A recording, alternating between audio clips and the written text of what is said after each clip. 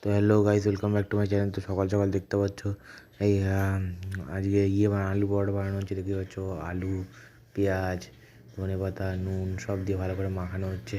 তো গাইস কেমন মানে ভিডিওটা কেমন লাগে সেটা একটুখানি কমেন্টে জানিও। তো গাইস দেখতেই পাচ্ছ আলু পরোটার মধ্যে আলু পুরটার আলুটা ঢালা হচ্ছে, দেখতেই পাচ্ছ।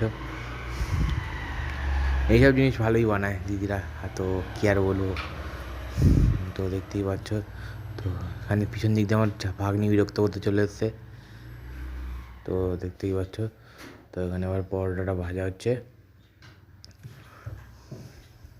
তো তোমরা আটা দিয়েই বানাতে পারো, আটা দিয়ে বানালেই বেশি ভালো, কেন বলতো ময়দা দিয়ে বানালে বেশি সমস্যা হয়।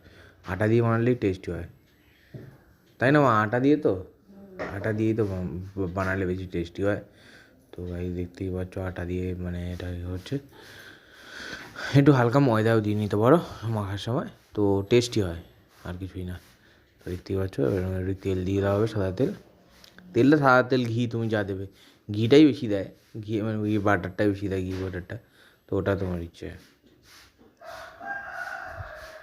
তো গাইস এইটুখানি আজকের জন্য। চলো গাইস টাটা। আমি পরোটা খেয়ে দেখি কেমন হলো। চলো টাটা।